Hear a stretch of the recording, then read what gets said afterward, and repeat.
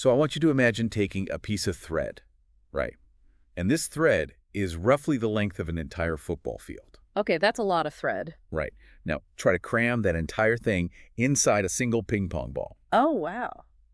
Yeah, good luck with that. Exactly. But here's the kicker. You can't just cram it in there haphazardly. You have to organize that massive thread so meticulously that you can, reach in and instantly find one specific millimeter of it in a fraction of a second. Which just sounds physically impossible. It does. But every single day, the bacteria inside your gut, on your skin, everywhere, they pull off this exact physical impossibility. It's honestly mind-boggling. Right. We are talking about the sheer spatial gymnastics of prokaryotic genome organization. How a bacteria takes a continuous strand of DNA, several millimeters long, and just stuffs it into a microscopic cell that's only 1 to 2 micrometers wide. It really is a phenomenal feat of biological engineering, honestly, because we're looking at an incredibly sophisticated system of data storage that, kind of defies our normal understanding of physics and space. Yeah. But the key here isn't just the storage part. It's the instant accessibility. Because, if that DNA is just a tangled, knotted mess inside the cell, the bacteria just dies. Right, because it's not just dead storage in an attic somewhere.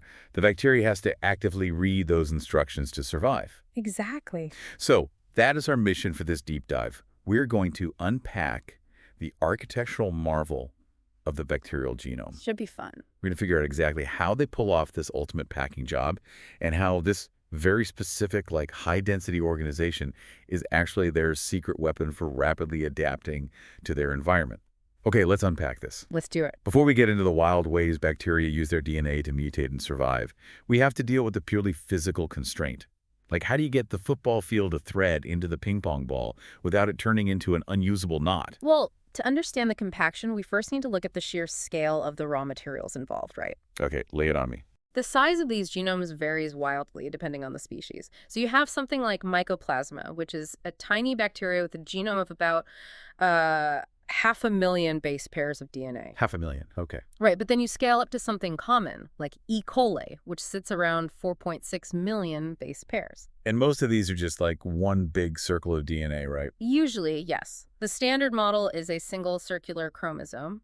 But, biology always loves to throw us a curveball. Of course it does. So the bacteria Borrelia, which is what causes Lyme disease, actually has a linear chromosome. It's a straight line. Oh, weird. Yeah, and Vibrio, the bacteria responsible for cholera, operates with multiple separate chromosomes. Huh.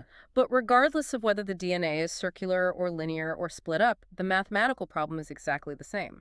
The uncoiled DNA has a volume that is literally hundreds of times larger than the entire volume of the cell itself. Yeah. So the bacteria has to achieve roughly a 1,000-fold condensation just to get the DNA inside the door. 1,000-fold condensation. That math just doesn't compute. How do they physically achieve that?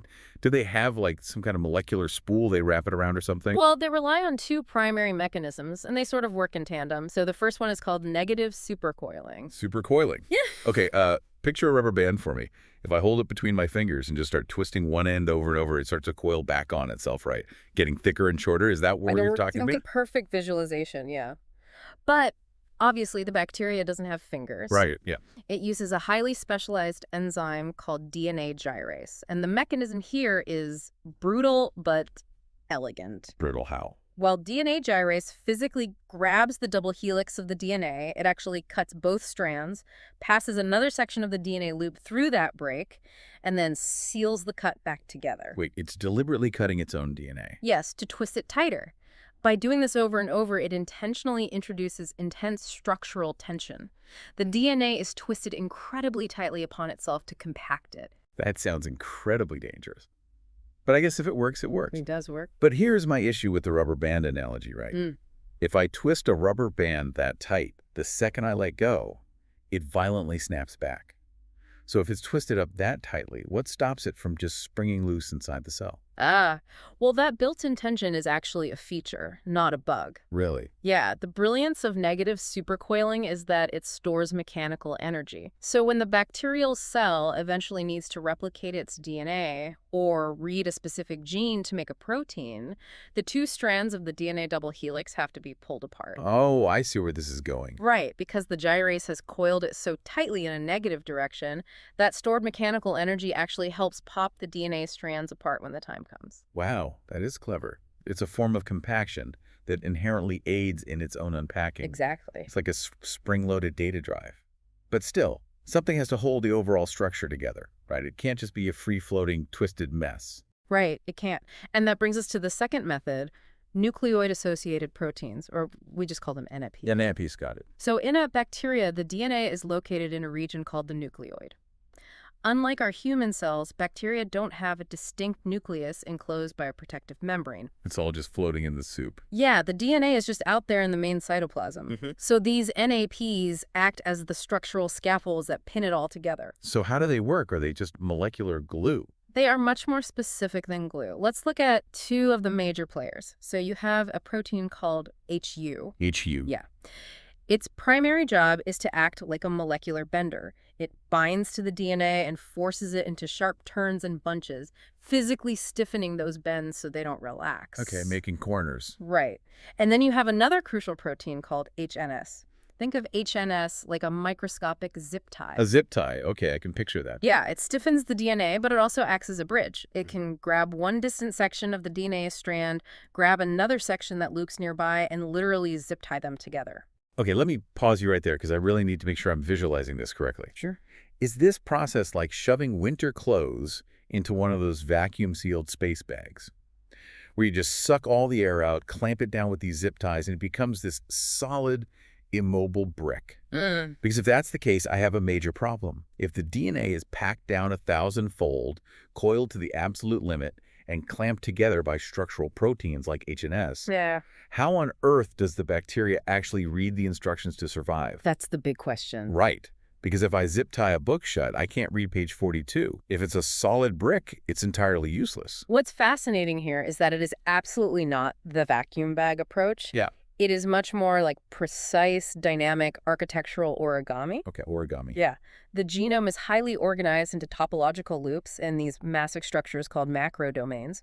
So the nucleoid-associated proteins do physically condense the DNA, yes, but they simultaneously act as the regulators. Regulators, meaning they decide what gets read and what doesn't. Exactly. By bending a specific piece of DNA outward or by bridging two loops together to hide a section on the inside, these NAPs are actively controlling which parts of the genetic code are physically accessible to the cell's reading machinery. Oh, wow. The structure is constantly shifting. The compaction mechanism is the regulation mechanism. Yeah, that's wild. If the bacteria needs to turn off a gene, it doesn't just put a chemical lock on it. It simply folds it away deep into the center of a dense cluster where the reading enzymes literally cannot reach it. Wow. So it is physical architecture acting as software. The very shape of the genome dictates how the cell behaves. Exactly. And that brings up a really crucial point. Because once you understand that they can dynamically access this highly compressed DNA, you start to see how utterly optimized their day-to-day operations are. They really are. They don't just pack tight, they pack smart. They're arguably the ultimate efficiency experts of the biological world. I mean, when you map out the sequence of a bacterial genome, the sheer density of useful information is staggering. How dense are we talking? We're talking about a genome where 85 to 90% of the DNA consists of actual coding sequences. Almost every single stretch of DNA is a recipe for a protein the cell actively needs. Which is wild if you compare it to human DNA. Yeah. Like, human DNA is full of massive stretches of non-coding material. We have all those introns. Right, all that extra stuff. Yeah, these huge gaps of seemingly useless code inside our genes that have to be physically spliced out and discarded before our cells can even read the actual instructions. Whoa. But bacteria don't do that, do they? They just don't have the luxury of space. Bacteria have essentially zero introns. Over billions of years, they have mercilessly stripped out all the waste. Spring cleaning on a genetic level. Exactly. If a piece of DNA isn't pulling its weight, it is eventually discarded. But they take this efficiency a step further. The way they group their remaining genes together is a masterpiece of logical organization. This is where we get into operons, right? Explain an operon for me. So an operon is a cluster of genes that are functionally related to each other, and they sit right next to each other on the DNA strand. Crucially, they are all controlled by a single promoter. You can think of the promoter as a single on and off switch for the entire cluster. Give me a concrete example. Like, how does that work in practice? Okay, the most famous example is the lac operon in E. coli. This operon contains 3 distinct genes: LAC-Z, LAC, and LAC-A. 3 different genes. Right. Now, all 3 of these genes produce entirely different proteins, but all of those proteins are required to do one specific job, which is to break down and metabolize lactose for energy. Gotcha. Because they sit next to each other in this operon, when the switch is flipped, the bacteria reads all 3 genes simultaneously and produces one single long messenger RNA molecule. All at once? Yeah, we call it a polycistronic mRNA, poly meaning many, cistronic meaning genes. It's one message carrying the instructions for multiple different proteins. Here's where it gets really interesting. If you think about this in terms of your own house, an operon is basically the ultimate smart home setup. Oh, I like that. Right. Imagine you want to bake a cake. In a normal, non-smart house, you have to walk around the kitchen doing everything manually. You flip the wall switch for the overhead lights, you turn a dial to preheat the oven, you plug in the stand mixer. You reach up and turn on the ventilation fan. Exactly. You have to activate every single component individually. But a bacteria with an operon just has one master button on the wall labeled baking mode. Yep. You hit that one promoter switch, and the lights, the oven, the mixer, and the fan all fire up simultaneously in the exact right proportions, exactly when you need them. That is a brilliant analogy. The bacteria doesn't waste precious time and energy transcribing the LAC-Z gene if it isn't also transcribing LAC. Right. If there's lactose present in the environment, hit the switch, build the entire lactose digesting factory at once. It's so elegant. It is, but they take this organization even higher than a single room. Beyond operons, bacteria utilize networks called regulons and stimulons. Okay, I'm going to need you to break those down because honestly, a regulon sounds exactly like what you just described an operon to be. Multiple genes controlled by one switch. What is the actual difference? The difference is location and scale. So an operon is a physical cluster of genes sitting right next to each other, transcribed into one continuous message. Right. A regulon is a massive network of separate operons that are scattered entirely across the chromosome, like far away from each other, but they are all controlled by the exact same master regulatory protein. Ah, okay, so it's not just the kitchen anymore. Exactly. Take the Lexa regulon, for example. It handles the DNA damage response. So if a bacteria is exposed to intense UV light and its DNA is severely damaged, it needs to repair it immediately. All hands on deck. Right. The lexoprotein acts like a general issuing a massive command. It simultaneously flips the switch on dozens of different operons all over the genome to initiate emergency repairs. Oh, wow. And what about a stimulon? A stimulon is taking it one step further. It's a broad, cell-wide group of genes and operons that all turn on in response to the same environmental trigger, like a sudden, extreme spike in temperature, even if they aren't controlled by a single central protein. I see. So operons are the smart home switches in one specific room. Regulons are the central breaker box that can kill the power to the whole house at once. Yes. And stimulons are like every independent smoke detector in the building going off simply because the ambient temperature got too hot. Precisely. It is all about maximizing speed and efficiency. Okay, so they have the perfect smart home for normal weather. They are lean, mean, optimized machines. Yeah, definitely. But here is the problem with hyper-efficiency. It is entirely dependent on predictability. Right. What happens when the environment goes completely haywire? Say, a massive flood of lethal antibiotics is introduced. All that efficiency is completely useless if you don't possess the specific genes required to fight back. You can flip the smart home switches all you want, but if the house is underwater, you need a boat. How do they pivot? Because they obviously do. And this is where we shift from internal organization to external acquisition. Oh boy. Because the bacterial genome is so accessible and their regulatory systems are so neatly organized, they have the ability to simply plug and play foreign genetic code. This brings us to horizontal gene transfer, or HGT. The genetic swap meet. Exactly. And this swap meet is arguably the most dangerous feature of bacteria from a human medical perspective. What is that? Unlike humans, who only pass genes vertically from parent to child over generations, bacteria can pass genes horizontally to their neighbors, right in the same generation, instantly. That's terrifying. It is. There are three primary mechanisms for this. First, you have transformation. This is the literal uptake of naked DNA from the surrounding environment. Wait, naked DNA just floating around. Yes. Imagine a neighboring bacterial cell is killed by an antibiotic. It bursts open, and its DNA fragments just float away into the environment. Another living bacteria can literally sweep up those fragments, absorb them through its membrane, and integrate that dead neighbor's code into its own chromosome. That is incredibly morbid. It really is. It's like scavenging spare engine parts off a wrecked car on the side of the highway Yeah. and just shoving them under your own hood while you're still driving. It's exactly like that. Now, the second mechanism is transduction. Transduction, okay. This is gene transfer mediated by bacteriophages, which are viruses that specifically infect bacteria. Oh, right. Normally, a virus injects its own viral DNA to hijack the cell.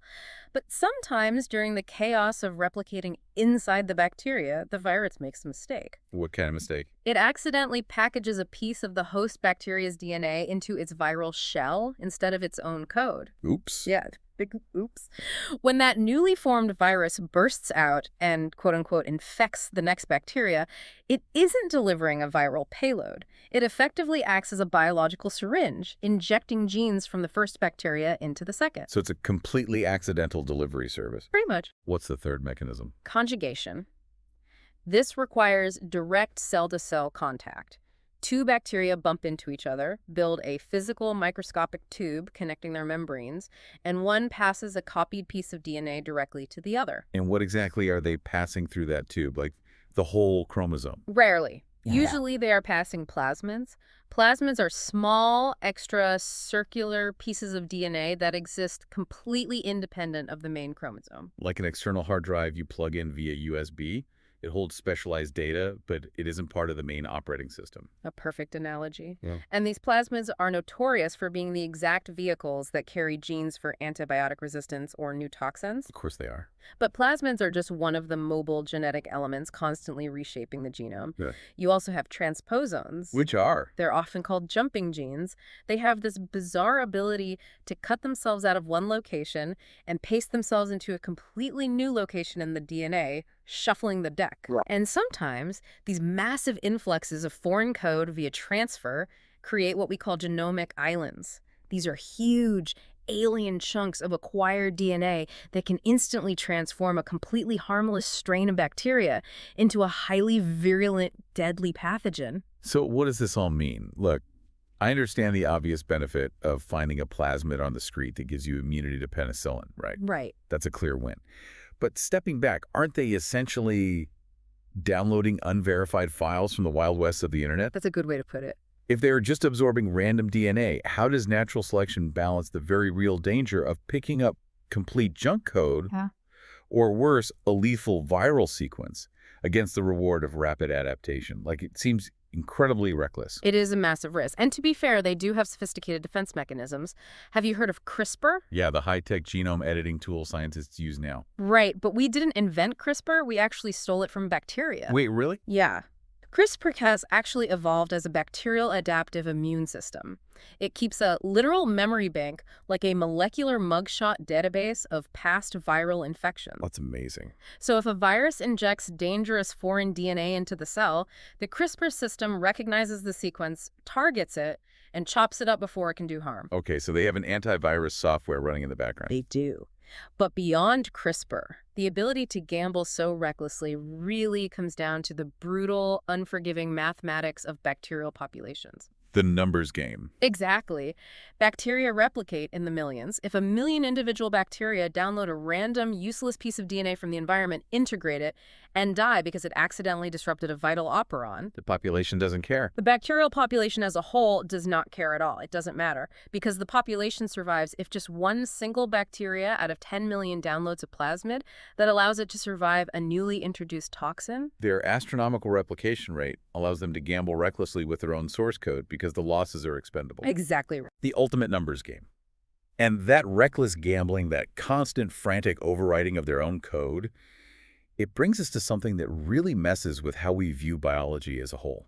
It really does. If bacteria are constantly swapping plasmids via tubes, scavenging massive genomic islands from dead neighbors, and rearranging their own architecture with jumping genes, it really challenges our fundamental understanding of what a specific bacteria actually is. It forces us to completely rethink the concept of species identity in the microbial world. And this is where we have to introduce the concept of the pangenome. The pangenome, what does that mean in practice? Well, think about E. coli. When we say the name E. coli, we naturally think of it as a single defined species, right? Right.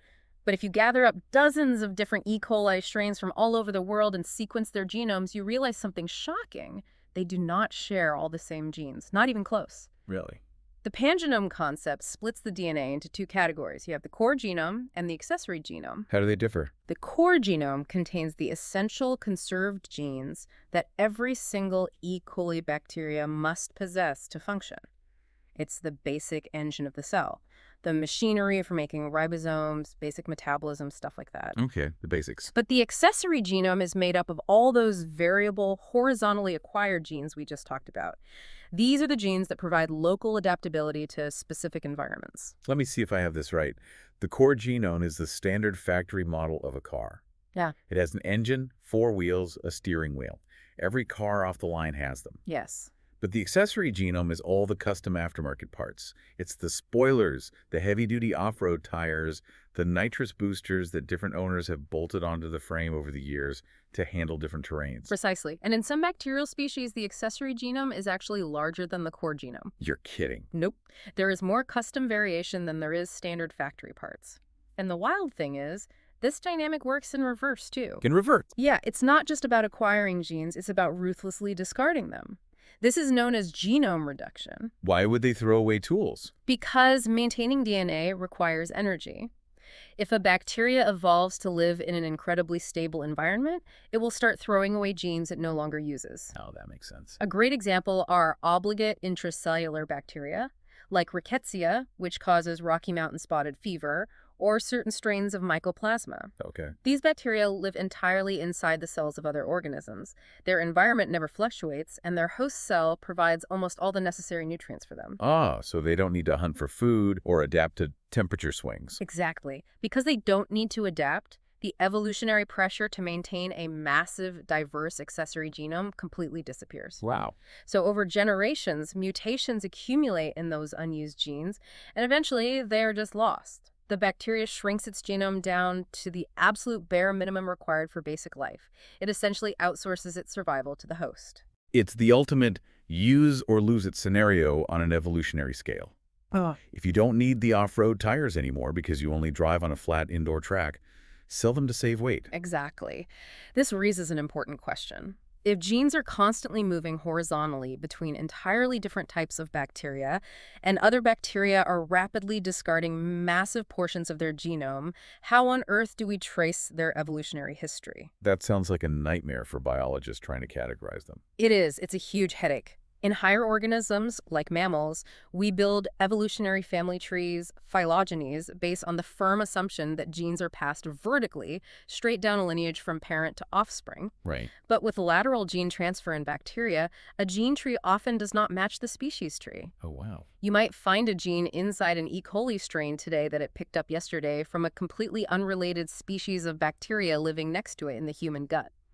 The traditional, clean branches of the evolutionary tree start to look much more like a tangled, chaotic web of horizontal lines. It is the ultimate ship of Theseus problem. Yes. If you have an old wooden ship, and over the years you replace every single rotting plank of wood with a new one, is it still the same ship? Exactly. If an E. coli bacterium swaps out a massive portion of its accessory genome to survive a new antibiotic, and then it conjugates and picks up 3 new plasmids from an entirely different species and drops genes it doesn't need, at what point does it stop being E. coli and become something entirely new?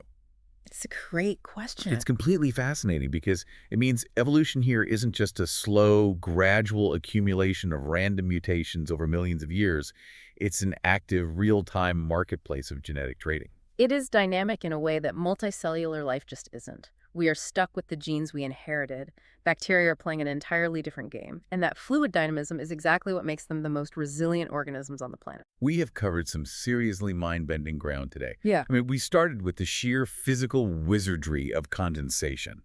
Understanding how DNA gyrase coils the thread and how nucleoid-associated proteins act as dynamic zip ties to fold a massive strand of DNA into a microscopic origami package that can still be read. Yep. We looked at the hyper-efficient software of operons, where genes are clustered under a single switch for maximum processing speed. And finally, we explored the Wild West swap meet of horizontal gene transfer, the plasmids, the phages, the naked DNA that completely redefines how we think about evolutionary family trees. It's a lot to take in. It really is. But there is one final concept from the research that takes everything we've just discussed and flips it from passive observation to active human application. Okay, let's hear it. We've been talking this whole time about how bacteria naturally organize their compact genomes to survive. But what if we applied that knowledge ourselves? This brings us to the bleeding edge of synthetic biology. Think about it. If we know exactly how these minimized, hyper-efficient genomes work, if we fully understand the difference between the essential core genes and the variable accessory genes, can we build one from scratch? Wait, what do you mean build one from scratch?